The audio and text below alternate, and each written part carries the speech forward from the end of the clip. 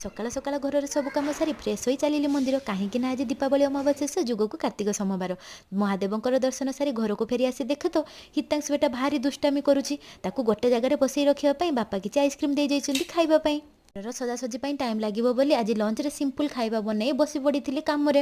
କିଛି ଆମ୍ବପତ୍ର, ଗେଣ୍ଡୁ ଫୁଲ ଆଉ ଛୁଞ୍ଚି ସୂତା ଧରି ଘଣ୍ଟେ ଘଣ୍ଟାର ପରିଶ୍ରମ କରି এই ବ୍ୟୁଟିଫୁଲ୍ ଡିଜାଇନର ତୋରଣଟିଏ ବନେଇ ଦେଇଥିଲି। ଦାସବାବୁଙ୍କ ସାହାଯ୍ୟ ନେଇ ଘର ଆଗରେ ତୋରଣଟିଏ ଟଙ୍ଗେଇ ଦେଲି। ଆମ ଓଡ଼ିଆ ଘରର ପରମ୍ପରା ଅନୁସାରେ ଶ୍ରୀରାମଚନ୍ଦ୍ର ରାବଣକୁ ପରାସ୍ତ କରି ଦୀର୍ଘ 14 ବର୍ଷର ବନବାସ ପରେ ଅଯୋଧ୍ୟା ଫେରିଥିଲେ। ଏହି ବିଜୟ ଦିବସକୁ ପାଳନ କରିବା ପାଇଁ ଆମେ ଦୀପାବଳି ମନେଇଥାଉ, କିନ୍ତୁ ବିଭିନ୍ନ ଜାଗାରେ ଲୋକମାନଙ୍କର ଭିନ୍ନ ଭିନ୍ନ ମତ ରହିଛି। ଘରର ସଦାସଜି ସାରି ଫଟାଫଟ ରେଡି ହୋଇ ଆସି ଦୀପ ରେଡି କରିବା ଟାଇମ୍ରେ ବର୍ଷା ଆସିଗଲା। ଏତେ କଷ୍ଟରେ ପରିଶ୍ରମ କରି ବନେଇଥିବା ରଙ୍ଗୋଲିକୁ ଫୁଲ ସବୁ ବର୍ଷା ପାଣିରେ ଧୋଇ ହେଇଗଲା।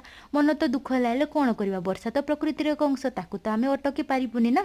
ବର୍ଷା ଟିକେ କମିଲା ପରେ ପ୍ରଥମେ ତୁଳସୀ ଚଉରାରୁ ଆରମ୍ଭ କରି ଘରର ପ୍ରତିଟି କୋଣକୁ ଦୀପର ଆଲୋକରେ ଆଲୋକିତ କରି କିଛି ଫଟାକି ଲଗେଇ ଆଜିର ଦୀପାବଳି ପାଳନ କଲୁ। ଜୟ ଜଗନ୍ନାଥ।